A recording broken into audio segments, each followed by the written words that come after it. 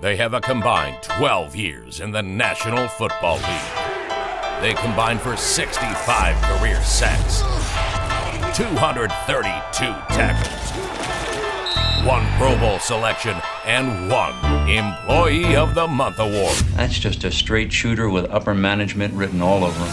It's Train and Grose on the All AZ Podcast Network.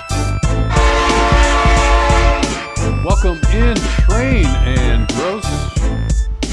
Almost the end of August already. Time's just flying. We're closer to the end than the beginning, brother. Man. Yeah, it's crazy. And here in Phoenix, it's the rainy season. Man, I was working at home yesterday, and all of a sudden, the heavens opened up. I went out to the garage, and I was getting pelted by hail.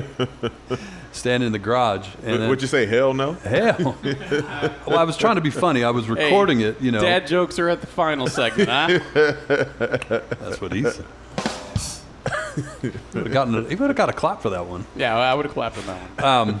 But I was trying to be cute, recording it to, put it out on social media, and halfway through it, you hear me go, "Ow!" Because it was like, hit me on the legs, and then a tree fell off on our roofs. Wow. Got the insurance company coming. Wow. We haven't had rain like that, though, in Arizona that I can recall in forever, literally forever. Mike, I've been here 18 years. I've never seen it. That's crazy. And we're not done. Like, we're still in the middle of this season. We still got, another basically month? Yeah, monsoon goes to like end of September, I think, officially as a title or whatever, or season. Yeah. And I guess if there is any good news out of it, some of the reservoirs are filling up, which is much needed. Yep. But anyways, yeah, it was fun times. But here we are, we're at it. And, one of the things that we like to do is, kind of go off script a little bit. We do sports, and we'll still do sports. Of course. But, we were going back and forth on text, you, Sean, and I, and said, what should we do? And music came up. And Sean brought it up that, not only, in terms of how it impacts and affects how we view and watch and think about sports, but just when we come into train station. Yeah. Every week, you got the music playing.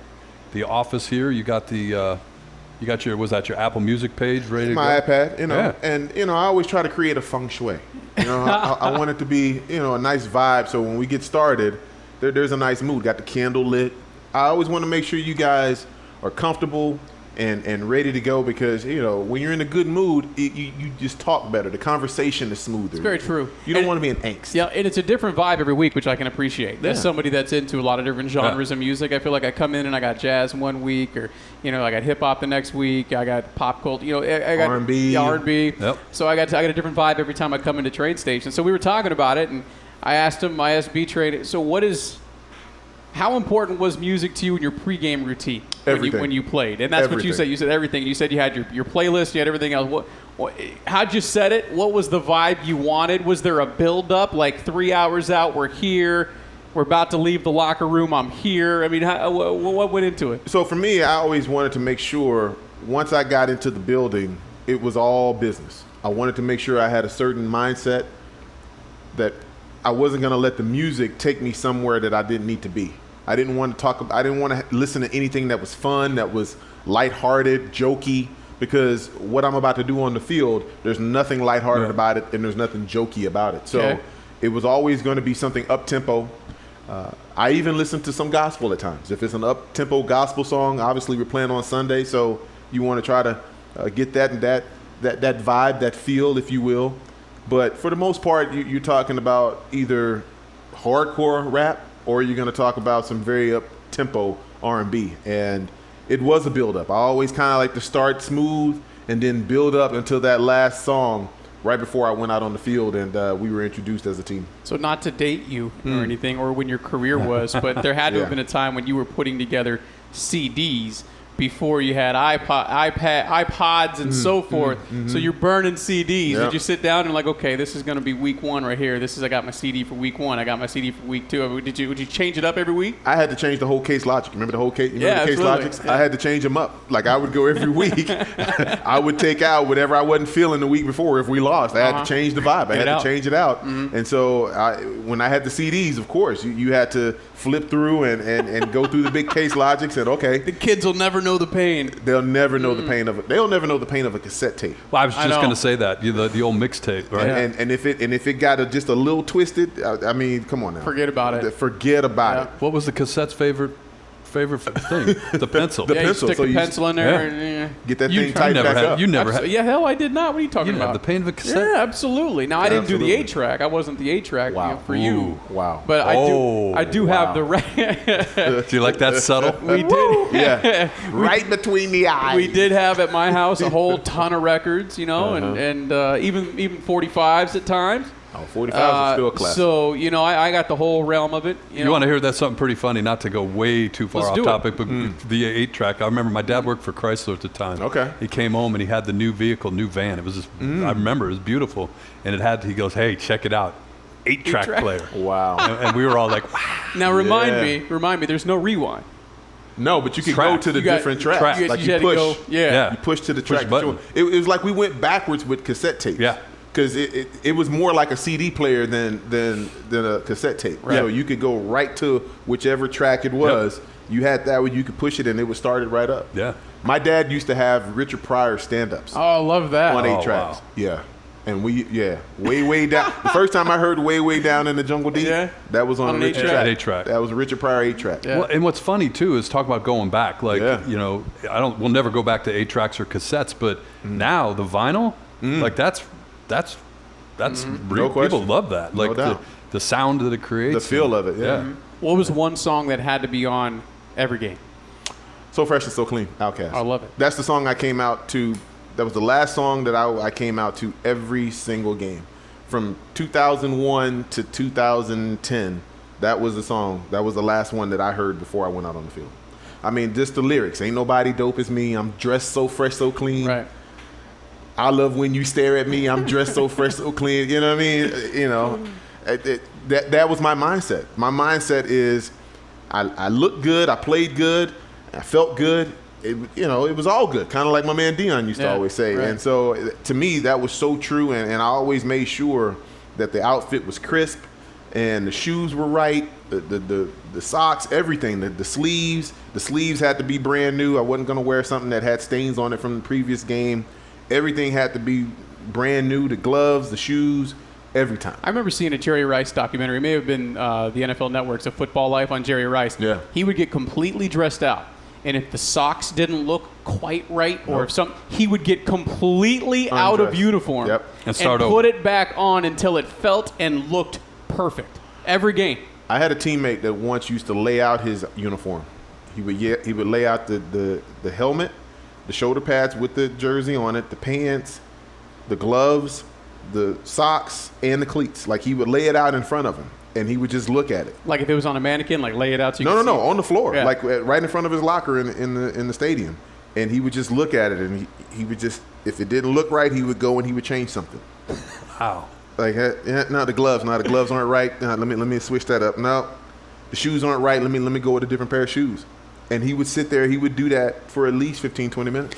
Was it specific to position like Jerry Rice, obviously Wide receiver, world-class yeah. wide receiver? Oh, it was the little guys. The big guys didn't Like care. I can just think of offensive linemen just like reaching in the dirty, pulling in the dirty hamper, like Whatever you got. whatever I got to wear. They whatever. don't give a damn. But I'm going to tell you something that's funny about offensive linemen.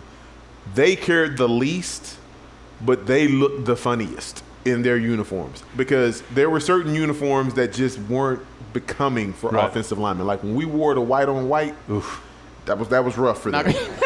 the red on red, that was rough for them. Yeah. So when we could break it up, Yeah. we get the red top, white White bottom, bottom or vice that versa. was cool. Or white top, red bottom, that was cool. But anytime you went, or the black on black was Yeah. a good look for them because black it was hides slimming. it hides a It's lot. slimming, Yeah, that's yeah. right.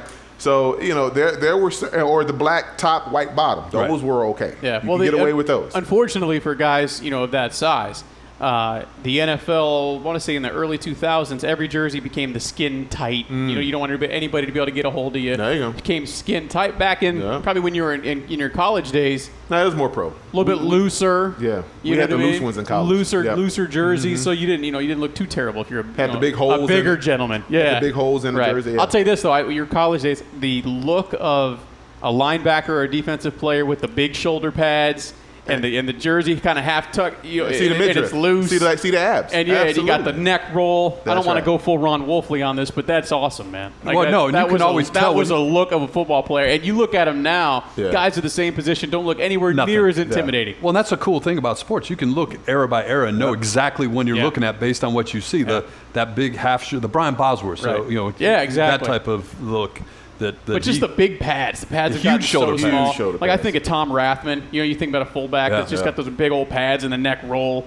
It was a little bit looser for those big gentlemen. But back to the music side of it, and you, Sean Crespin, spent a lot of time in this town. Over half my life. Working for various pro sports entities. Suns, Rattlers, Mercury, Coyotes. Roadrunners when they were here. I used to consult the Coyotes at times. Yeah. The only team I've never done anything for is the Diamondbacks. But, I mean, I've done 7 NBA All-Star games, 6 Final Fours, multiple NBA international events. But my question was always, I never knew, you never really could tell outside of just a couple of players that I was lucky enough to talk to about it. But as a professional athlete, once you get into whatever game it is, if it's NBA, whatever, for you it's football, are you hearing all the pomp and circumstance? Are you hearing all the music a guy like me's pumping through that building? Are you hearing the crowd, or are you so dialed in that after a series or two, it just kind of becomes white noise behind you? Hell yeah, so you're dialed in. We hear everything. There's nothing. Anytime you talk about crowd noise, if you're not feeding off of that energy, I don't know what you're doing. And I can tell you, one of the best crowd energy games I've ever been a part of was the NFC Championship game against the Philadelphia Eagles. They had extra seats in the end zone, the red zone, I should say. Yeah. And you couldn't hear yourself thinking there. It was by far and away the best atmosphere that I played, even better than the Super Bowl. And to have that crowd in our favor, to me, that was the difference in that game. Like, without that crowd, if we had to go to Philly and play that game, I don't know if the same outcome. Right. Yeah, I was in the building for that, and I had season tickets all the way back to Sun Devil Stadium. Yeah, and I couldn't, for different reasons, I'm sure, but couldn't agree with you more about just the and I don't, not necessarily even the music, but just the energy and the noise level, Mike. You could feel it to your core. Yeah. I mean, it was rocking. Because I remember when that stadium first opened and the first exhibition game was against the Steelers. Yep. And one of the players, and I don't remember who to give credit to, they were looking around at each other because they could hear the crowd in the locker room, which never happened at Sun Devil Stadium. Right. Because we were a mile away, basically. Right. Walking the mile. Well, and it was never full either. Yeah. Right. When you got 17,000 people there when it's 106 at kickoff, you're not going to make a ton of noise. But they said that was, that's when they knew that this stadium might give them a home field advantage when you could feel that coming. So if that was for an exhibition game, understanding it was the Steelers, understanding it was the first game ever in that building. It was indoors. But fast forward to that Eagles game. Yeah. And that was all Cardinals fans because the Steelers game was probably half and half. Yeah. But that was all Cardinals fans for that Eagles game. Yeah. And I mean, I can even go back to that same year when we played the Cowboys, even when it was half and half, because it was half and half Cowboys-Cardinals. And it was just a different vibe. I mean, every play, you didn't know what team had done what because you just heard noise. And I remember J.J. Arrington taking that opening kickoff to the house. And that place went absolutely bonkers. NFC Championship game, when Larry goes nuts in the first half, 3 touchdown passes, you couldn't hear yourself think. And I know for Donovan and the offensive line, them trying to get calls and cadence, forget it. Let me ask you this. I've always wondered this because obviously when you want to be as loud as you can if you're a fan or if you're in the game entertainment side like I was when the other team has the ball. Sure. But you guys have to make calls as well. Yeah. I've always wondered if hand signals. Much more hands. And does it become difficult at times though? It does. Because you got to learn sign language. Especially in today's NFL because you see the offense come out in so many dummy sets and then in a scatter and then shift and then that's going to adjust what you guys are doing. And yet, we're guys like me up there with the stupid music and everything are trying to get the crowd as loud as possible as well. Obviously, to throw off the offense, but you guys are making calls as well. Yeah, without question. And I know at times we were at a disadvantage on the defensive side because we want the crowd to be making noise for the opposing offense, but it made it tough for us to communicate. Yeah. And so as defensive linemen, I remember many times a lot of our signals were eyes, whether I raise my eyebrows or we talk about it before we got on the field. Hey, listen, if they give us this, then I'm going to look at you and we're going to run this. So there had to be some before you went out there for that particular, drill or that particular set of downs, you had to make sure that your communication was on point, because if you didn't, you were basically on your own. You're flying blind out there because there's nothing you can hear. On the road, was it almost easier from a defensive player's perspective? Oh, so much easier, because you knew that they were going to be quiet for their offense. They wanted the quarterback to hear all, and the rest of the receivers and skill positions to hear all the different checks. So it was much easier to play on the road for us. But, you didn't have that crowd support, if you will. So in my side of the game day experience, we call things crowd prompts, right? We're prompting the crowd to do something. Yeah. And you get it across sports depending on what the situations are, but obviously in the NFL, third down. Sure. Was there a certain thing the Cardinals did that you heard that just got you, you'd look at a teammate or you get jacked up about? I mean, was there anything that still stands out at all? I think I remember they first started that third down. Shout out to Jim Barnett, the PA announcer for that. So I remember hearing that, and when you heard that, you knew that was a big play. Yeah. And you could feel the energy be different on that particular down as opposed to first and second. So it gave us a little bit of a boost. You couldn't dwell on it. You couldn't be actively just trying to hear it because you got a job to do. Yeah. But there is times where you can just feel the energy collectively, and you can ride that wave. Well, I think sport by sport, it's different, right? It's always different. Going back to that Eagles, it didn't manage what was coming out of the PA system. You didn't need, because you couldn't hear it, and it wasn't going to matter anyways. Right. As opposed to like a basketball game, like in December when it's you have that kind of cues, I think you call it. You need it, or crowd hockey prompts, games, crowd prompts, and baseball, like they got walk-up songs and things like that. But seventh inning stretch in Boston or whatever, playing Sweet Caroline. Is for two-part question for us to is there a song like that going back to that initial conversation we had a couple weeks ago that kind of triggers that walk into the stadium and smell the fresh cut grass? Is there a song that triggers something from a sports memory? Enter the Sandman. Enter the Sandman. All right, and then is there a song that you've grown to hate because of its place in sports, which is another one? But the first one for me, and I sent that to you guys earlier today when we talked about this, Asia, Final Countdown. And I remember as a Pistons fan, or as you like to say, Detroit basketball. That's it. But back in the 80s, they started that. Asia, Europe, not Asia. Don't get them continents mixed up. The final count. I remember, it takes me all the way back to the Silverdome against the Atlanta Hawks in the NBA playoffs. Yep. And they were playing that before then. But I had gone away to school, and that was my first Pistons game back home when they were playing that. And there was 60,000 people in the Pontiac Silverdome before that game started. And they were playing that, and I still remember it.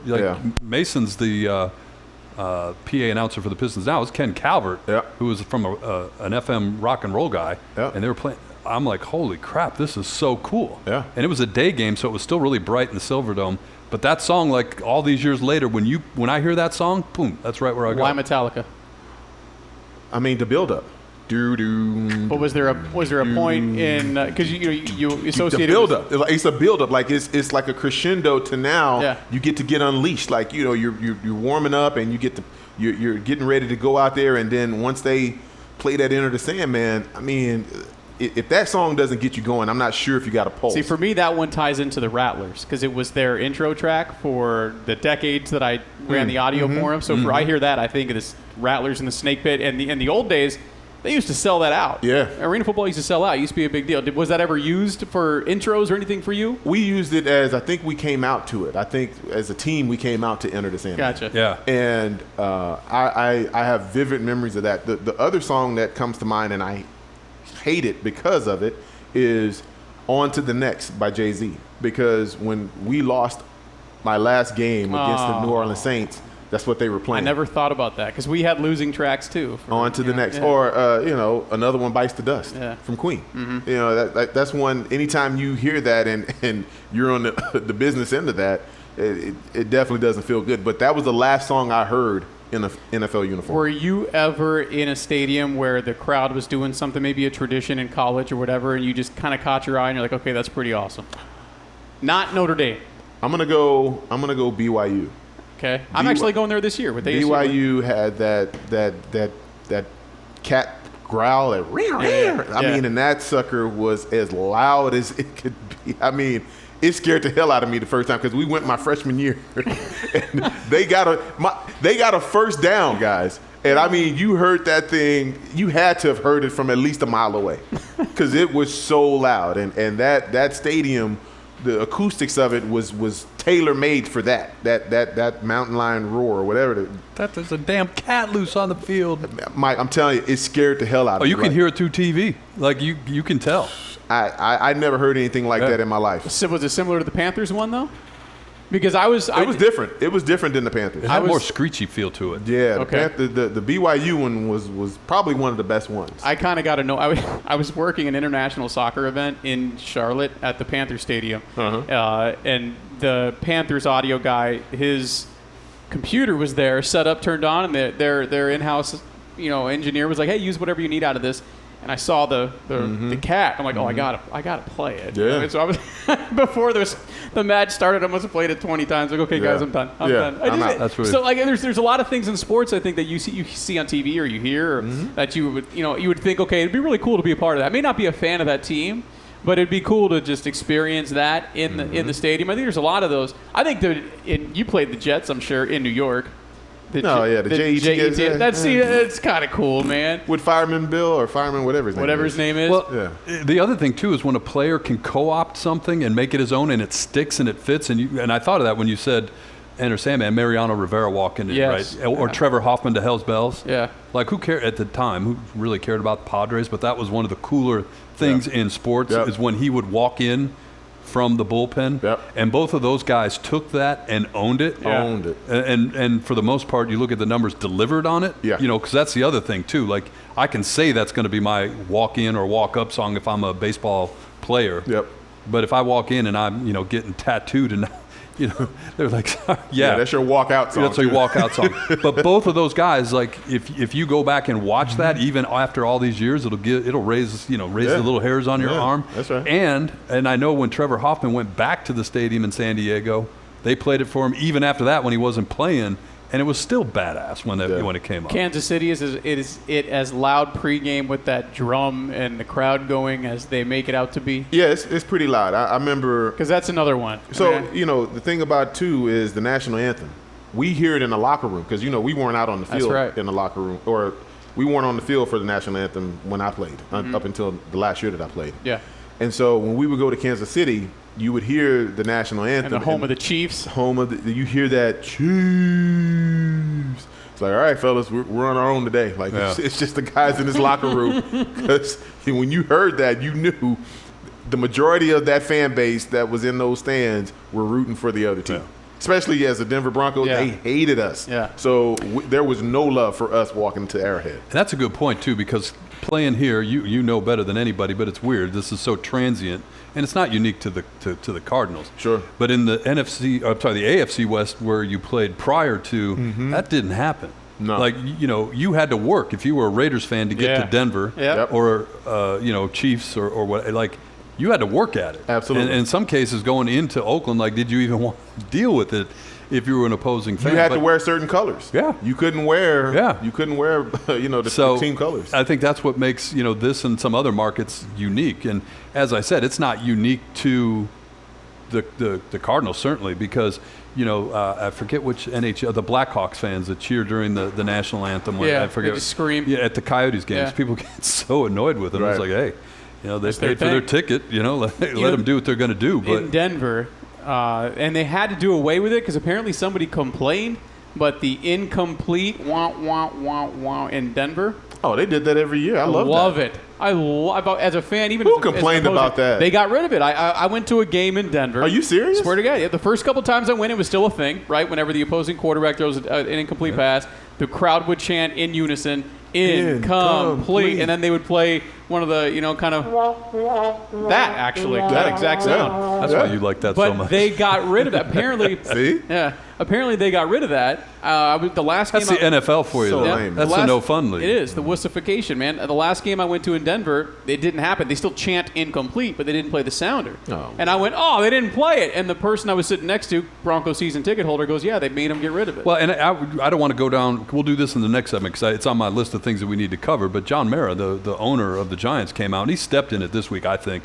But he said that about the taunting, and that's kind of in the same vein. And there's a fine line, but he said, yeah, we're tired of it. Like, the owners decide what's right and what's wrong. And I guarantee that a lot of the changes and a lot of the things from a fan standpoint like that come down from the competition committee, which is really just a pipeline from the owners in terms of it's tradition. Yeah. Even as a fan of the opposing team, just hearing it on TV my entire life and then being lucky enough to go to a game in Denver and hearing it, you're like, that's awesome. Well, just that's like awesome. the Cardinals' third down. Like they apparently, whatever the first iteration of that was, they got warned that it was too insightful or whatever. And the NBA's gone different because weren't there rules around playing music while the play's going on? Well, so when I first started working there, you couldn't play anything that was music while play was going on. It could be an organ. It could be a crowd prompt of a clap. And then they started to loosen it up a little bit. And I remember the first one we did, I think, was In the Club by 50 Cent. I think that was the very first one we did. Yeah. And then from that moment, it took off to where I was adding new instrumentals to be played every single game. I think basketball has the best atmosphere because you can use instrumentals during the play. Yeah. It's not going to affect me as a player if I'm hearing an instrumental. Right. I'm locked in on what I'm supposed to be doing. Yeah. And I think it adds to the entertainment value because remember, this is entertainment. Yeah. Sports is entertainment first. And you're paid to go out there and entertain a group of people. And I think a lot of times, and we'll get into that with the next segment, is that you forget that it's entertainment as well. There's a lot of things that have gone on in the last year and a half, and we keep talking about that, and people just want an escape. And that's what sports really is supposed to be. It's supposed to be an escape. And when you start talking about rules and regulations, even in sports, people get turned off really fast. So I think they have to be very, very careful how far they want to go down that road. And I agree with that. And I think and the NBA and the NHL are more fan-friendly in that regard. Sure. Yeah. Where I think the NFL, the no fun league, right? So warning the Cardinals about the third down or cutting out the Broncos sounder after an incomplete pass. Yeah. What purpose does that serve? None. Like, to your point, the fans love it. Yeah. And what are you going to do? Worry about rattling the opposing quarterback, whatever. That's what you're supposed That's to what do. what you're supposed to do. That's why it's called home field advantage. And let's have it. But the NFL, for whatever reason, likes to have this kind of pristine view of itself. The NBA Participation trophy kind of league. Yeah. Hate it. I mean, the NBA was fun because there weren't nearly as many restrictions as you guys were saying. Like from a defensive perspective, The music, man. basically the nothing music with makes lyrics. it so much better. If it couldn't have a whistle sound, Makes a sense. siren sound, Makes sense. or a lyric in it. When certain lyrics were okay, like everybody clap your hands could start, but then it couldn't keep. So the flip side, you asked me if he heard this. Yeah. So did players ever come to you when you were at the Suns? It's funny you say that. I was telling B-Train before we started the show. I was late, so I didn't hear it. Sean Marion used to put a lot of input in pregame warm-up tracks that he wanted to hear. Mm-hmm. But the one player that I always could tell was feeling the instrumental I was playing as they were coming up court was Steph Marbury, because he would get like a little extra hitch in his dribble. Like you could just see him bobbing a little bit more for certain tracks, or he would start to dribble it between his legs and skip. Right. And I'm like, oh, he's feeling what I'm playing. Yep. And we would have, we called it the Trixo-meter in pregame.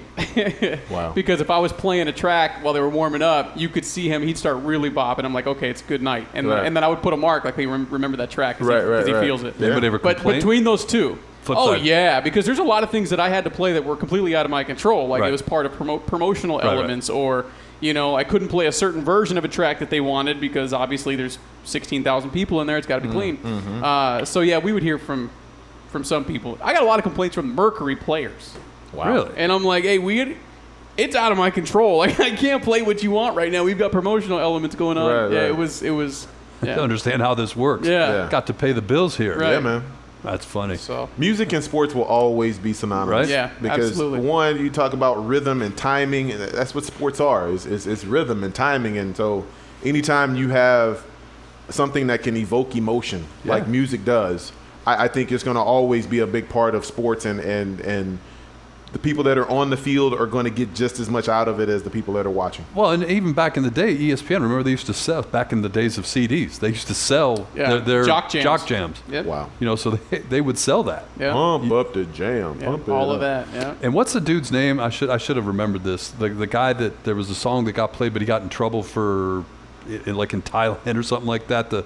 This is bad. You're going to have to edit this out. But it got played in arenas, and then he got charged on pedophile charges or something like that. What the hell? I know what you're talking about. I'm sure you probably played it at some point. We did. Before he got in trouble, and then you have this song which was so appropriate in game and in the arenas, but it was so tainted because of who produced the music that it just had to go cold turkey. And I wish I could remember. And usually you bail me out in these situations, Sean Crespin, but I can't figure it out. But, bad radio, or bad podcasting, I should know who it is. Yeah, that's terrible. Well, but as soon as we come up with it, we'll all go, oh, well, one guy was R. Kelly for sure. I mean, R. Kelly's out. Well, and it was a similar type situation. It was just an international incident where, it was in Southeast Asia somewhere. I'll look it up during the break. We'll look it up during the break, and you'll bail me out. Well, this was fun. Absolutely. All right, last thing. Anything that you won't listen to now because it's just either overused or put a bad taste in your mouth from a sports standpoint. On to the next. Yeah? Can't listen to it. Why? Because it ended my career. Yeah, that was a song that that's I what you said before. listening to. Yeah. That's when I was trying to figure something else out. Can't or listen to it. overused, too, because we were talking about Sweet Caroline, how that's just done to death now. It started. Yeah. Did it start? Don't stop believing. I mean, I've had enough of Don't Stop Believing. Yeah, I never liked it in the first place, so I'm happy to bury that with you. Another losing you track. got 100% with me on that one. Don't Stop Believing. But I'm going to say, the most underrated group and has the most anthem or arena-worthy songs is Queen. Yeah, it's not even close. Yeah. Another one, Bites the Dust. We Will Rock You. We Will Rock You. We Are the Champions. Yeah. I mean, come on. I mean, that's 3 that are used anywhere, any sport. Right. You don't have to. It doesn't have to fit a certain criteria for a different sport. You can use those songs anywhere. Well, and it's funny how music too, in that regard, and others, I'm sure, will break down stereotypes or barriers. I'm just guessing, on there. Do you have a ton of Queen on there right now? I got Queen. I love Queen. I'm a big fan of Queen. I love Queen. Yeah. I mean, Karen can't stand it. And I can't. Really? I love it. I love the movie Bohemian Rhapsody. I thought they did a great job. Really good job. Oh, that was Loved such a it. good movie. Loved it. Fun fact. Back in the day where I used to be the sports information director at Regis University, and I'm kicking myself every day for this. About 10 years before I got there, Queen's first concert in the United States was in the gym of that school. Are you kidding me? And I was down it had a basement. It was one of those old school bunker type buildings. Sure. There were the posters from that concert. Wow, you didn't on the get one. shelf, and I did not take one. Come on. Did not take one. And final piece, why I really should have taken it, the bass player at that time, he didn't make it once again big time. His name was Mike Grose. Wow. And I did not take that poster. Wow. And now I'm sure it would sell it for a pretty penny, or it would be framed in a position of prominence somewhere. A very nice frame. Right? Yeah, absolutely. But yeah. You don't sell everything. Fun fact, 1974, Queen Wow. at Regis University in Denver. Wow. Gary Glitter. Thank you. Sean, what was the song? Oh, there's a handful of songs. But there was Gary. one. Easy on Handful. Yeah. Oh, okay. On that note, just give us Rock and Roll Part 2 is the main That's one. it. It's Bertrand Berry. I didn't want to. That's why we like podcasts instead of radio. Woo! All right. All right, we're gonna Moving right along. we're gonna get out of this segment. Yeah. You're listening to Train to Gross, maybe a little NFL Gary talk Glitter. on the other side. We'll be right back. Train and Gross. I'm singing the final countdown in my head right now. No, don't do it. I can't help myself. No. Stop it. NFL exhibition season in full swing, and you're seeing joint practices around the NFL. Mm-hmm. And did you do that a lot when you were playing B? We did it. I did it in 2 different teams. I did it with the Rams when I was in Indianapolis when they were in St. Louis. Made a lot of sense. We would meet at University of Illinois in Champaign. Okay. And then when I was with the Broncos, we did it with the Texans. Okay. And we played them in the preseason game, and we had 2 or 3 days where we practiced against them. And I loved it. I thought it was great. Well, I was going to say, is that old idea after a long training camp, you get tired of hitting the same guys? Yep. Is that really what it is? It really is. You get to see different faces, and the competition level ramps up a little bit. Yeah. You get into the monotony of practicing, and you can't hit the quarterback, and you can't really form up on the running backs and all that kind of stuff. And so when you get to those practices, they let a little bit more go. Now, obviously, we protect each other, and you're not trying to hurt anybody. But the competition level ramps up, and the fact that they don't know all your moves, the fact that you don't really have a lot of history with this particular guy that you're lining up against, you feel more inclined to go out and get after him a little bit more. So I always thought it was great. I love the competitiveness of it, and it definitely made the practices go by much faster. What about guys that might be out there that, to your point, like you're a starter and you're going against the starting offensive line, that's one thing. But on the other side, if there's a guy that's maybe a fringe player that's fighting for his life, looking to make a name for himself, you always got to be on your guard in those situations for somebody that might, cross the line a little bit. Well, there's selective reps, and as a veteran, you always make sure you're going up against the guys that understand what this is really all about. You're not trying to go up against the guy that's number 85 or 90 on the roster at the time. You want to make sure that you're going up against guys that you're going to ultimately see on Sundays during the regular season. So if you're a veteran, you get to pick and choose and cherry pick which reps you get. Well, and the reason I ask is this week, for a couple different reasons, the joint practices are in the news. The Raiders and the Rams got together to work out, and they had to end that. John Gruden not happy. In the story that I read, they said John Gruden, with the classic John Gruden scowl, sent the team to the bus saying enough of this crap. And what it was is, and that's why I asked the question that way of you, is Derek Carr said that because the skirmishes, at least in that setting, were special teams, when they were working on special teams. And that's exactly what he said. He said, look, you got guys that are fighting for jobs. Desperate. And maybe they press the gas a little too much and cross a line or whatever, and people get upset at that. And that's kind of what, at least in the case of the Rams and the Raiders, got that one going. And Aaron Donald's like, I knew that was going to happen. Yeah, but I mean, understand, when you're talking about guys trying to fight for their jobs, it's not their job to make the other person feel okay with what's going on. It's their job to win the rep. Right. And when you win reps, then you get talked about in a positive way once you get to those film evaluations after the practice. So you don't ever want to give away a rep just because you're just trying to be a nice guy. You can be a nice guy when practice is over. But when you're in between those stripes and you got on different color uniforms, hey, it's game on. I mean, you may know the guy, you may have gone to college with them, you may have played with them a time or two before, but if you're trying to make that roster, there's a big difference, Mike, between 53 and 54. Yeah, there is. So, you better make sure you're on the right side of that number. So, you do what you got to do, brother. If that dude is standing between you and a certain amount of money that can feed the family and little Junior that just came on along the way, you got to make some business decisions. I think that has just coined a new term. That's called NFL math. There's a big difference between 53 and 54. Yeah. That's a shirt. Sell it to every player on the fringe. Meanwhile, Tampa and Tennessee got into it, and Leonard Fournette called Antonio Brown the heavyweight champion after he landed a couple punches, which is obviously a different situation because Antonio Brown, I don't believe, is out there fighting for a job on special teams. No, he's not. But I'm sure it just happens, right? You get caught, you get tangled up in a rep, and then jawing starts happening, and then the next rep, something else happens. Now the sideline's clear. I mean, that's what happened yesterday in the Rams game. So listen, there are guys on teams that can really fight, and then there's the hold me back guys. Right. Hold me back. Don't let me at him. But they wouldn't bust a grape in the fruit fight. You know what I'm saying? Grape.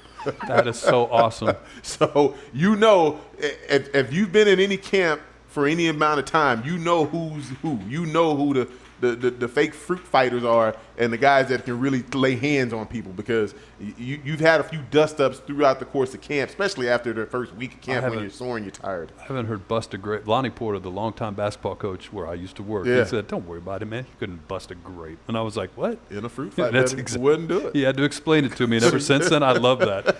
I love that phrase. So there's the guys that are the hold me back, bro guys, and the guys like, bro, you should probably hold him back. Yeah, I mean, you don't want any part of that. Yeah. First of all, if you're 6 feet and under, and you're on the football field, don't try to be that guy. Now, there's one guy that I could say that was on the fringe of 6 feet that really could hold his own. That's Steve Smith Sr. Steve Yeah, Smith Sr. I can believe that. was not somebody that you wanted to run up on. Don't trifle with him. He's not that guy that you want to deal with because don't let the size fool you. He is a thick 6 foot. I mean, he is. How big is Hines Ward? Because he's kind of the same dude. Hines was not a big dude. Hines was more of a sneaky leverage type of guy. Like he wasn't a throw hands guy, but he knew how to use leverage to get that right hit. Because when he would catch guys slipping, Oh my God, coming down, and he could leverage them the right way. It was not it was in not the gonna, Hall of Fame. Mind-boggling. Well, I mean, he's gonna have to wait his turn because there's some lot of receivers. wideouts, You weren't gonna put him in before Megatron. No. No. You know what I mean? I buy that. But to me, he's because he had those elements that the Anquan types. He's a Super Bowl MVP and a Pro Bowl MVP. Yes, I know. He was the MVP of the Pro Bowl that I went to. That's that how I right? know. And that's the topic for the Hall of Fame selection for all the sports. Like in Wild. base, it drives me crazy. Her first ballot Hall of Fame because he's going to get better with age. Right. Dude hasn't played, so But the NFL, and you can say that for baseball, but the NFL, like B-Train's saying, they only put in X amount per year, and usually they stick to one-ish per position. Well, and it's weird that they and the people that will talk that are on the selection committee will tell you there's absolutely a slotting process. For sure. Like to your point, Megatron goes eligible, he jumps the line, but there's a slotting process. But back to the fights in practice, Yeah. just to try and Back to the fights. Yeah. you could because I saw him in Flagstaff. Yeah. Just because you're playing fights happen regardless. Yeah, you like just if get you're- tired of seeing the if you same got guy. your team. Hey, listen, you're tired, you're horny, you have too much time where you're not, you see the same guy over and over and over again. Temperatures rise. You just want to get to a point where you just gotta get it out, man. You just gotta get that frustration out. And if that guy says the wrong thing that day, it's on. Put your hands up because we're about to get it. Take your helmet off and put your hands up. Take your helmet off, and you don't take your helmet off. Well, That's what I heard. If you're not about that life, but if you about that life, you take the helmet off because you ain't trying to. Because see, the thing is, if you land the right and you got that helmet on, you're gonna break your hand. Right, exactly. So you've got to be smart about it. Yeah. But if the other guy understands what it is and y'all are really about it, half the coaches will be like, "That's what I'm talking about," and the other half are gonna go in front of the cameras and be like, "We don't tolerate that type of thing. We don't have that type of culture here." It's like the basketball Whatever. coach when a guy's getting ready to shoot a three. No, good shot. Good like shot. it's the same thing. Like But the coaches love that. Right, I'm exactly. telling you, they love when guys get a little antsy and they get a little ornery and things get ruffled up because let's see it that breaks energy. up the monotony. Yeah, exactly. Yeah. And something you just said a minute ago as we're talking NFL exhibition season, and you said something about hip. Something. You used the word hip, and what the first thing that came to my mind, Tim Tebow got cut. Oh gosh. And they talked about his inability to seal the right. Somebody was breaking it down. Yeah. Said, look, where did I see it? Anyways, he was trying to block. He said, look, he's got the man on the wrong hip. Like he can't even get the fundamentals down. The wrong hip, and he had his head in the ground. Like he wasn't looking for contact. Shannon Sharpe, thank you very much. Shannon. He would know. Well, and people used to accuse Shannon of not being a great blocker. I'm gonna tell you something. Shannon was one of the strongest football players I ever played against. And Really? people will not ever give Shannon his credit, but as a teammate, he was a great teammate. That's one. But two, he was one of the strongest individuals I've ever had to go up against. I'll buy that. He's ripped. Oh, He was He always looks. ripped. I find that surprising. Mike. He is ripped, brother, and he was very crafty in how he would set up his blocks. He knew how to lock that arm if the ref wasn't looking, and also if you're Shannon Sharpe, you're going to get the benefit of a doubt a little bit. So they're not going to call all the things that Shannon got away with, but. Make no mistake, when he really wanted to, Shannon could lock you up now. Well, did his mouth stop in practice? No, never. I love it. It never He's stopped. he's It one of my never favorite of all the guys that beat up on my Raiders all the time. He is by far one of my favorites. Real quick, fellas, one of my favorite things about playing with Shannon and the guy called Keith Burns, we used to call him Tick. We used to bust three when we would go on away trips, and if you didn't have the right outfit on, Shannon and Tick would wear you out. And if you knew if your dress code was suspect, you did not get on bus 3 because you're gonna hear it. And I'm telling you, my first year or my second year, this is my first year with Denver, I got ripped to shreds on one particular game. I had on a jacket that didn't have a collar. Oh my God. I can still hear the jokes now. I can still hear them, and I still laugh to this day at those guys both going in on me. I mean, one of the jokes was, what did they say? Look at that jacket that he's got on, collar sold separately. I mean, they're like, well, maybe they should just pour some water on it and the collar will grow like a chia pet. They were destroying me, but that was a sign that you were one of them. They didn't joke up guys that they didn't like or didn't care about. Right. If they cared about you and you came incorrect, they were going to let you know. Did you ever wear the jacket without a collar again? Never saw the light of day again. I actually had a teammate, I'm not going to say his name because we're going to protect the innocent. He had on this white outfit where he had a vest on underneath, but no shirt, no dress shirt underneath. So they talked about, we were going to San Francisco. I'll never forget this. They got on the PA system on the plane. It was like, attention, we have a fashion faux pas on the plane. And I mean, he couldn't have gotten, if he could have ridden in the cargo section that day, he would have ridden in the cargo section. We played well. He was still so mad, he threw the suit away in San Francisco. You know how they talk about they left their heart in San Francisco? He left his suit in San Francisco. I love it. So, you know, there were some comedians, but Shannon was one of those great guys. But just in getting back to Tebow, I love Tim Tebow as a person. Right. Yeah. I love him.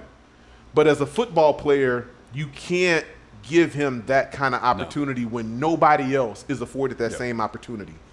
If Tebow were to date my daughter, I would be the happiest man in the world. Sure. Because everything that he stands for, I am with 1,000%. Talk about Tim Tebow being on my team, I don't think so. Well, and just what you were saying from the word go when he got signed, it started to trickle out afterwards and said if there was any way after his performance on the field he would have survived the first cut, that locker room was gone. Gone. Because it was already gone when he was on the when he was signed. Fair point. Yeah. But, you know, when you put what he put on film, and They it's had getting to. broken They down had by to. everybody. They had Because to. how many guys that are playing whatever he was in the depth chart, they're not getting broken down on national TV. So that, you know, when you're Tim Tebow, you have to take and expect a certain amount of that. But exactly what you said from day one, if he would have survived this cut, it would not have been. I don't know how good it's going to be for Jacksonville anyway this year, Mike. But he would have completely lost that team. Mike, he was inept, Mike. And the thing about football is sometimes you have to protect players from themselves. It's very difficult to ask a quarterback, an older quarterback, to now go and play on that front line because there's a big difference. Even though it's like maybe a step and a half, there's a difference between playing on behind the line of scrimmage and playing on the line of scrimmage. And Tim Tebow learned very quickly that playing on the line of scrimmage at 33, going on 34 years old, he turned 34 in camp, that's a whole different world. And I understand that he was able to scratch an itch. More power to him. Yeah. I don't necessarily fault Urban Meyer for what he did because Tim Tebow is his boy. He made Urban Meyer pretty much Urban Meyer because nobody knew or cared about Urban Meyer before he got to Florida. Right. And Tim Tebow had a lot to do with Urban Meyer becoming the coach that he was. So I don't necessarily have the problem with him doing a solid for his guy. But once that came on film, he had no choice, Mike. All right, real quickly before we get out of here, NFL story that popped this week that I want to get your thoughts on, B-Train. John Mara from the New York Giants talked about the competition committee, which he's part of, and the taunting rules. Yeah. And look, I get it. Like, you own the teams, you can put the rules in and regulate the way you want it, but it just strikes me when you have this kind of ivory tower feel that comes down. And his comment was, we get kind of sick and tired of the taunting that does go on from time to time on the field. Just the way he delivered that to me just smacked of somebody who's so out of touch at every level. Like, you know, you got 32 billionaires that own this. And I want to hear your thoughts on this, but as a fan, you want to see personality. You want to see some of this stuff. And I've heard it, and I think it's true. Taunting, at some point, you police that, right? I mean, you know, if somebody crosses a line with you, you're going to make sure they hear about it later. Or if it's somebody on your team, a younger guy on the team, you're going to police that internally as well. And I think the league sometimes goes too far, I think, in terms of trying to take the fun out of it. So there's two angles from this, Mike. One, this is an overreaction from the Super Bowl. You remember the Super Bowl where Antonio Winfield Jr. threw the peace signs up in Tyreek Hill's face. They saw that as an uh-oh, so they wanted to get ahead of that. Right. And I understand that, but to me, if you're going to let Tyreek Hill do what he does, it's fair game for Antonio Winfield to do what he did. Yeah. So you can't have it both ways. You can't love one guy doing it as he's blowing past defenders and then not have the defenders be able to come back to him. Yeah. As far as is it Mara? Yeah. John Mara? You do know the Duke on NFL footballs. That's his grandfather, right? Yeah. Yeah. So we're talking about not just any owner speaking about taunting. We're talking about a guy who is very well invested into the history of the NFL. Mm-hmm. And a guy that was around way back when guys didn't do anything other than hand the ball to the referee and go back to the sideline. So, yes, we're talking about old school guys, but owners aren't the only ones on that competition committee. There are other people within certain levels of the NFL. It's not just all white guys on the competition committee. So, matter of fact, one of our favorite coaches, Mike Tomlin, is also on the competition committee. So it's not a unilateral viewpoint just from the owners. This is coaches of color. Ron Rivera is on the competition committee as well. So I think this one holds a little bit more weight because it's not just a monolithic type of point of view from the same group of guys who all share the same thing in common. This one came from a bunch of different levels, and I think they have to be careful because we are talking about entertainment. And this is entertaining to see guys get in each other's face and have a little confrontation every now and again. Now, when you start talking about families and you start getting demonstratives and obscene gestures, yes, that's too far. But I think this is much to do about nothing because this is, first of all, preseason. You're throwing the flag at like the running back for the Colts. That's what I was going to say. Yeah. They did that to set a tone. That was the set a tone.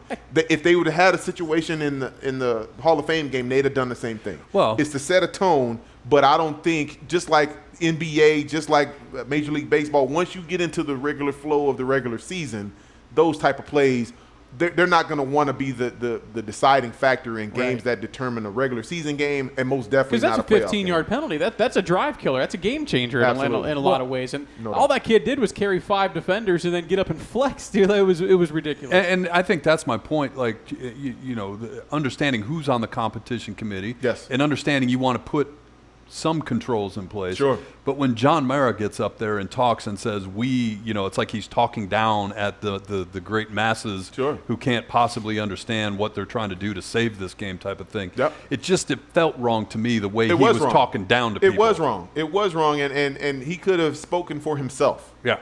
And the we thing. Yes. Yeah. We kinda. And then, kinda, I mean, don't take a soft stance.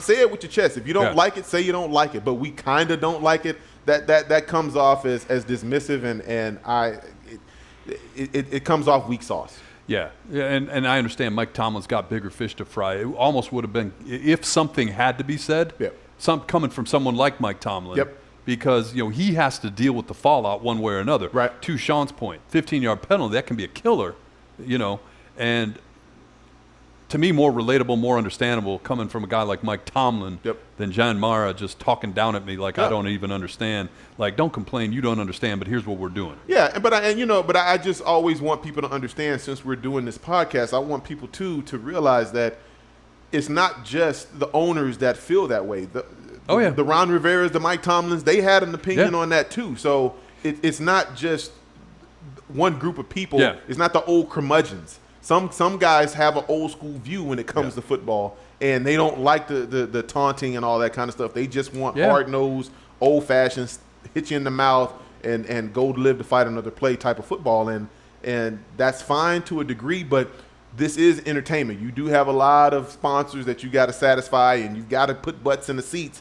And butts in the seats don't always want to just see straight football, like Barry Sanders used to do. I mean, that's great for Barry, but you also want a little prime time. No, you do. You want that, and and I think that understanding that you bring out is important, right? The context of how these things happen. Yes. And you and I were doing the radio show when the NCAA came out with the no hashtag on the field, and we're like, boy, that's dumb. That's NCAA not understanding. Yeah. And then we do a little research and find out, well, it was Troy Calhoun, the head football coach at Air Force, who said, yeah, we don't need that in the game, and put it in front of the coaches. So understanding that it wasn't the ivory tower at the NCAA making this decision, it was the coaches of the Division I football program saying, look, for whatever reason, I still don't understand the decision, but understanding the context where these things come from is important. No doubt. Yeah. All right, on the other side, guess what? It's time. That's it. Dad Let's jokes. do it. Sean Crespin's out in the other room getting the final version of Pump the Brakes from the research staff. Let's get it. And we're going to do that next on Training Grose. Hey, hey.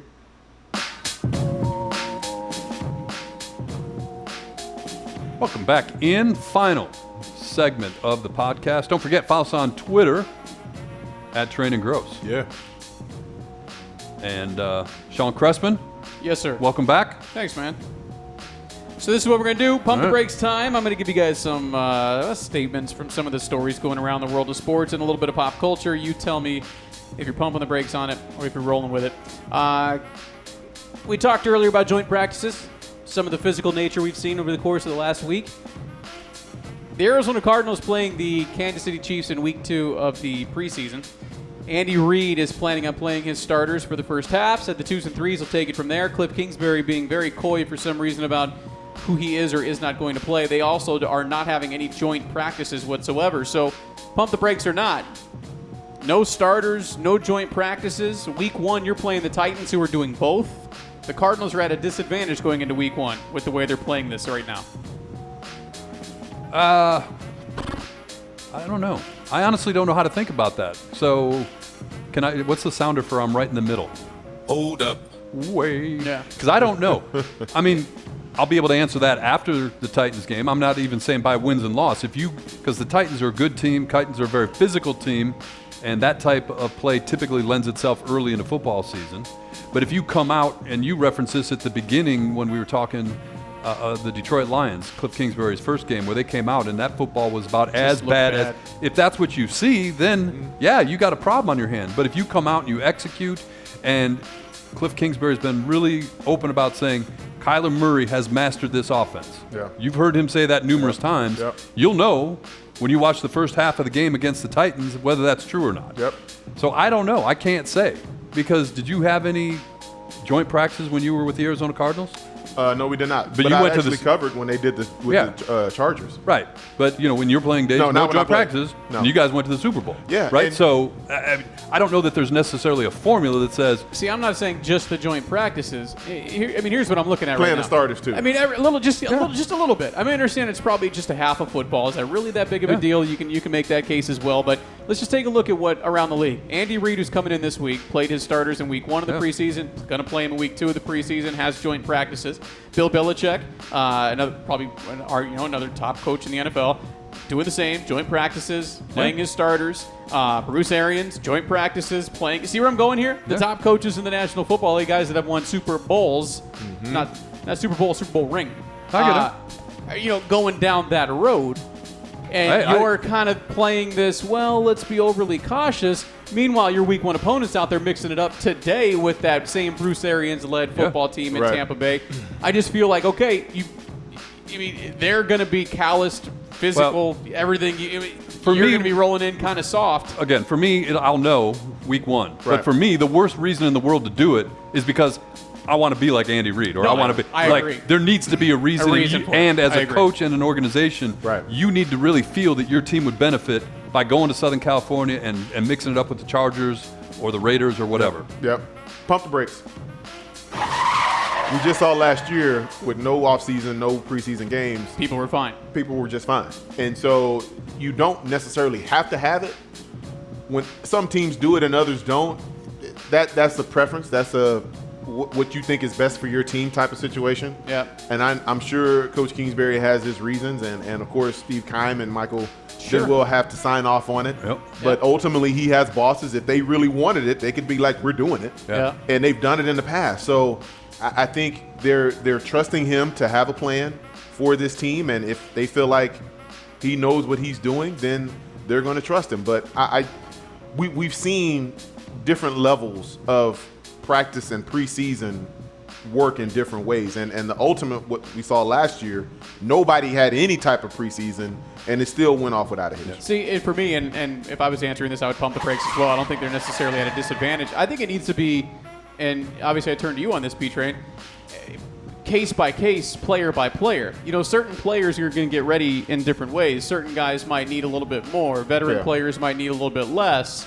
You know, so it's, to me, it needs to be player by player. Like, you're planning on Zaven Collins being a starter. Right. He probably should play. Yeah. Kyler Murray, I don't really have to see him out there, in my opinion. Now, new center, you'd like to see him, you know, with Get the Rodney. feel. And But get they the do feel, that in but they practice. do That's what practice is for. Exactly right. Yeah. So, you know, I would pump the brakes on it as well. It's been a topic all week since Andy Reid was so open about playing his guys. I'm middle of the road. I can't help myself. I would do joint practices. If I was the coach, I would. I agree. You have a little bit more. You have some control over the situation. You do situationals. Break up the monotony. Yeah, break up the monotony. Let's get some real competition. To me, that would be an overriding. Listening to you talk, that'd be an overriding reason why I would do that. Yep. To your point, like you see the same guys over and over again, and with 3 exhibition games, and then there's 2 weeks till the first game. Yep. That's a lot of time. Yep. So what you hear from a lot of coaches and a lot of players too is when you do those joint practices or even somewhat in preseason games, you can see if your rules hold up. So meaning, okay, when they show this, we're supposed to do this. Does it hold up? Does it hold water? You know, it's more of an offensive thing. Like, okay, they're showing me this coverage, then I should instantly go here. But okay, well that didn't work. Let's tweak this. You know, that kind of thing. But they're still scripted though. Oh, absolutely. But in terms of, hey, you're this far into training camp, you on the defensive side, if you're doing 11 on 11, you hear the checks for the last 3 weeks.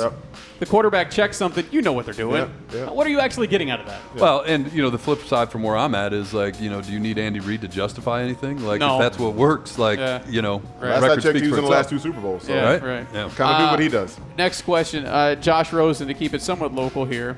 He's officially a free agent after not being grabbed off of waivers. So pump the brakes or not, people are making this case on Twitter. Josh Rosen has not had a fair shake yet in his career. Pump the brakes.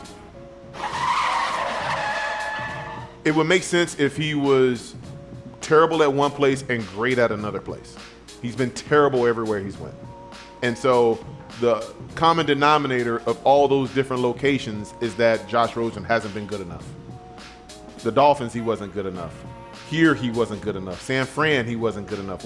Buffalo, he wasn't good enough. So at some point, you have to look at yourself. I mean, you keep pointing the fingers at everybody else.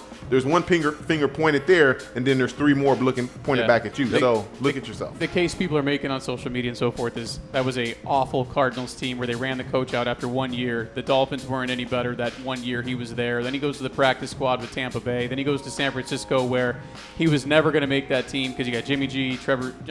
He could have been Trey third Lance, string, but don't say that it was an awful program or an awful organization. or coaching on the third one. So he had as good a coaching as he could have, and they didn't want it. So let's move on. The body of work speaks for itself, right? Let's move I mean, on. to your point, if you stayed at one place under one regime and they kept their foot on your throat the whole time, fair point. I agree. But to your point, B-Train, you moved.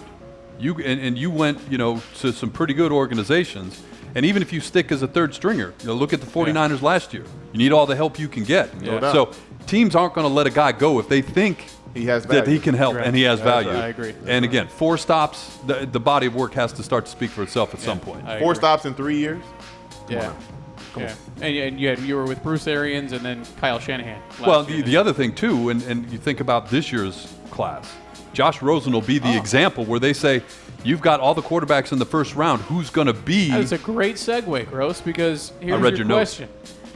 Justin Fields, Trevor Lawrence, Zach Wilson, Trey Lance, Mac Jones. We got a first look at all of those guys last week. Pump the brakes or not, this will be the best overall quarterback class of the last decade. I'm going to pump the brakes for now. Until further notice, the class of '83 is still the best class that I've ever seen. Yes. Oh, I agree with that. But of the last decade, though. Honorable mention will go to the class of 2004. Okay. I mean, you talk I'll buy about that. Phillip Rivers, Eli Manning, Right. and Ben Roethlisberger. Ben Roethlisberger, yeah. I mean, come on now. Yep. That's a pretty stout class right there. Yep. There's a lot of Super Bowl rings. There's 4 Super Bowl rings, Right. 5 Super Bowl appearances, a lot of Pro Bowls, a lot of yards. There's a lot of productivity in that class of 2004. I'd agree with that. 83, Dan Marino. 83 can't be. I mean, come on That's now. always going to be Yeah. the top class. Yeah, and I think, you know, But the potential's there with this one. well, Like, the potential's there. Well, if nothing else, the numbers are there, right? Yeah. You know, when you have just that sheer volume of quarterbacks, something's going to happen. But I'm going back to where, and I wasn't looking on your paper, I wasn't cheating on the quiz, Yeah. but you know, there will be a Josh Rosen in this class. There- I mean, there the always odds is. say that, Absolutely. right? So, No doubt. you know, I think that to me is the fascinating part, is to watch how this plays out. Yeah. Right, and see who's going to Well, the make crazy it. thing is we're probably going to see all of these guys start a game minimum this year. Okay, so think about the 2012 class. You had RG3, you had Andrew Luck, you Yeah. also had Russell Wilson. Yeah. So, you know, after the first year, you couldn't have made that statement because RG3 was the rookie of the year. He Yeah. was the best of all of them. But as that first year waned and he got hurt, he was never the same. Now you've got Andrew Luck gone out of the league after so many years, and Russell Wilson is the Lone Ranger of the crew, and he's the one, the least touted third-round pick that's Right. got the 2 Super Bowl appearances and a Super Bowl win. Wasn't Nick Foles in that group too? He may have been in that clip. He may have been. When you look at classes, and sometimes it's the unexpected guys. That's right. That's right. Is he on the Colts yet? Last one, because we're up. Don't forget 2018. That one's still to be determined. That's I'll buy that. We'll see. Yeah. A lot of potential with this one, though. We're going to see a lot of young guys play football this year, that's for sure. Pop culture, real quick, because we're up against it today. So you guys know I like my studies, Yep. my little surveys here. Someone polled 10,000 Americans, Okay. and they asked them if it's ever acceptable to hold a place in line for a friend. 30% say it's not acceptable to join your friend in a long line. You got there late. Somebody's holding the spot for you. 30% say that's unacceptable. Pump the brakes or not on joining somebody in line. the only place that's not cool is the bathroom line. I'll buy that. Because the bathroom line, That's and look, serious. look, Yeah. if I gotta go, don't be talking about this guy's just gonna cut in front because he knows you. I don't give a damn. What who he about knows. if it's for like a limited product? That's not good either. You get in a fight on that one. Yeah. What about getting on the airplane? We're all going to. We that's get there at the fine. same We're time. all getting on. We get there at the same time. We leave at the same time. We get there at the same time. You got a What are long we talking flight about? coming up, somebody gives a cut, and then you get stuck in the middle. Or you talking about If you're on fly Southwest, Southwest? yeah. I mean, okay, but most airlines aren't Southwest. So 29% said one person's okay. Anything beyond that's not okay. I'm just saying that the bathroom and limited I like products that. is That is serious. that's actually a good way to go. Yeah, bathroom not okay. I'm with you. All right. So here we go. Here was It's the, why we come every day here. Anticipated portion of the program. So time for B Train's dad joke of the week. No matter what, he's gonna get one of these. All right. If it's a quality dad joke, obviously you're gonna get some laughter. All right. Excellent dad joke, you get the standing O. But there's always that chance that you talk about a stand-up chameleon, and then we get that one. That was a quality joke. I stand by it. I'm not. ain't never gonna let it go. I'm never gonna let that go. You're never going to let it go, and you were afraid to even push that button just then. I was. But you were laughing as you were pushing that button. So I'm never gonna give Yeah, that okay. up. All right, here we go. So what do we got this week? Because he already warmed us up. He primed us in the first segment. He did. Yeah. All right, here so we go. here we go. So what do you call an airplane full of ball guys? Receding airlines.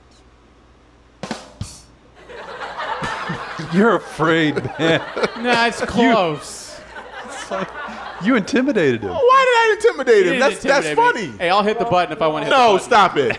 I didn't hit the button. He's telling me. Grocers. I saw the look in your eyes, man. It was borderline. It was borderline. You used to tell when you were playing on the other side of a guy, you tried to look in his eyes and scare him. You did that to Sean Cressman. just then. borderline. It did not happen. Listen. Receding airline. Really? So you okay? You're gonna go home and tell that joke to somebody? So you Grosser clearly wants me to hit that button. I didn't No, say that. no. I didn't say that. That's Whatever. Whatever. The threshold for us is you walk out of here and you take that joke and claim it as your own. Say You're it doing again. that. Deliver it again. What do you call an airplane full of ball guys? Okay. Receding airlines. That's not bad. It's not bad. That's not it's bad. It's not bad. It gets It's not my best. No. I will give you that, but it's still it's a good joke. It's a good joke. Yeah, I love Thank it. you. I love the grading system. The competition now, even around dad jokes. I love it. I'm the one that's got to be the judge and jury on this. It's difficult. But I want to say this. I want to say this since we're still on air. We're still being recorded. Do not feel intimidated by me. I'm never intimidated. If you don't feel it, I've already call hit you what with 3 want. of them. No, 2. That's 1. You didn't do 3.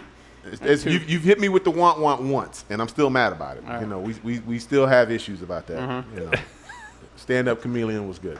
That's what. Sorry. I don't think it was. It was good. It was. Now, the last week you had the never Love. fall in love with a tennis player Yeah. because to them Love means means nothing. nothing. Now, that That's right. is a That was good. That's pretty good. I'll give him that one. So, all right, that's today's. That's gonna do it. Just lift the veil a little bit behind the scenes. You all right, Sean Crespin? I'm good, man. All right. Follow us on Twitter, like I said a moment ago, at Train and Grose. Find us on Spotify or Apple Podcasts, wherever you get your podcast. We'll see you next time on Train and Grose. Well, holla.